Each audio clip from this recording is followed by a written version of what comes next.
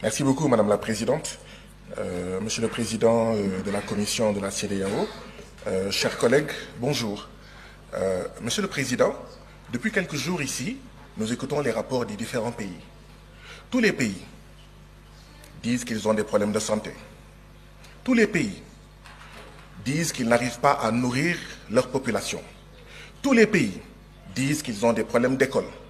Tous les pays, même là où il y a les djihadistes des États-Unis, même là où il y a l'armée française, disent qu'ils ont des problèmes de sécurité. Je n'entends pas dans le rapport des réponses à ces problèmes. Je n'entends pas dans ce rapport une prise en charge de ces problèmes. Monsieur le Président de la Commission de la CEDEAO. Monsieur le Président de la Commission, c'est hier, dans la journée, il y a moins de 24 heures, que nous avons reçu votre rapport de plus de 80 pages. Vous comprendrez qu'il y ait eu, dans un premier temps, 16 inscrits. Vous voyez, il y a 36 présents sur le total des députés de la CEDEAO. La CEDEAO n'est plus attrayante, même pour ses membres, même pour ses députés. Monsieur le Président, je voudrais savoir, est-ce que ce sont les services du Parlement ou vos services qui ont fait que c'est à moins de 24 heures que nous avons reçu ce rapport? Parce que si nous voulons bien travailler, ce ne sont pas de bonnes conditions pour que les députés puissent prendre connaissance de ce rapport et puissent contribuer du mieux qu'ils peuvent, d'accord, aux politiques, en fait, communautaires. Monsieur le Président, vous avez dit qu'un peu plus de 85%, que les recettes des prélèvements communautaires financent un peu plus de 85% du budget de la CEDEAO. D'où viennent les 15%? D'où viennent les 15 autres pourcents? Monsieur le Président, notre CEDEAO va bientôt avoir 50 ans. Ce sera l'année prochaine, un demi-siècle. À la veille de ces 50 ans, nous avons le retrait de 3 de nos membres. Voilà le bilan de la CEDEAO. Nous nous attendons à avoir un discours d'électrochoc, mais pas un discours qui nous fait rester dans notre sommeil.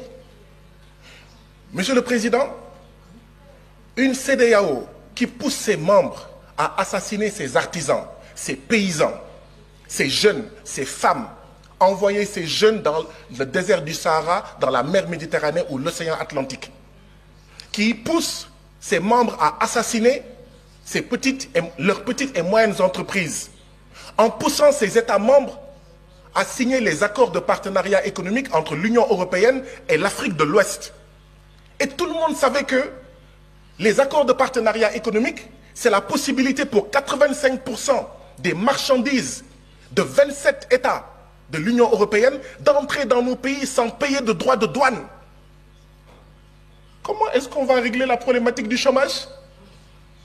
Comment on va régler la problématique du Sénégal où le taux de mortalité des petites et moyennes entreprises est de 64%? Et je suis persuadé que c'est à peu près pareil dans tous nos pays. Mais cette CEDEAO-là, c'est elle en réalité qui pousse notre jeunesse à essayer de traverser la mer Méditerranée et à prendre les pirogues à l'assaut de l'Europe forteresse. Nous ne voyons pas de changement. Cette CEDEAO qui pousse nos pays à maintenir les bases militaires françaises, à accueillir les djihadistes et d'autres armées d'occupation, parce que cette CEDEAO ne nous aide pas, n'aide pas nos pays, comme le Mali, comme le Burkina, comme le Niger et comme d'autres pays, à faire face à la sécurité. Voilà ce que c'est que la CEDEAO.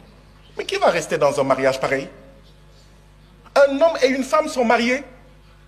L'homme prend ses bagages et part. La femme dit à son mari, tu vas revenir par la force, viens.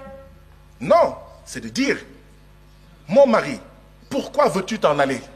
Et on pose les problèmes. Je ne sens pas cette démarche, Monsieur le Président. Et nous devons aller vers cette démarche. Refondation ou mort de la CEDEAO. Voilà où on en est aujourd'hui. Transformation structurelle ou mort de la CEDEAO.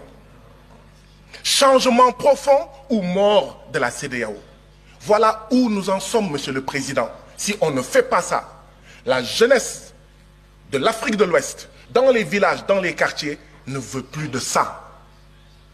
dit que cette CEDEAO est une CEDEAO des chefs d'État et non des peuples. Et ça ne sert à rien de dire non, non, non, non, non, non, non. Il faut changer par les actes. Que cette CEDEAO soit une CEDEAO des peuples, que ça soit attrayant. Madame la Présidente, j'aurais suggéré qu'il y ait un minuteur. Dans nos différents parlements nationaux, il y a un minuteur, d'accord, qui montre... Votre temps de parole est épuisé. Pourquoi? Pourquoi? Pourquoi? La CEDEAO qui est censée être... Honorable Baba Sall, Honorable Baba Sall, vous avez la parole.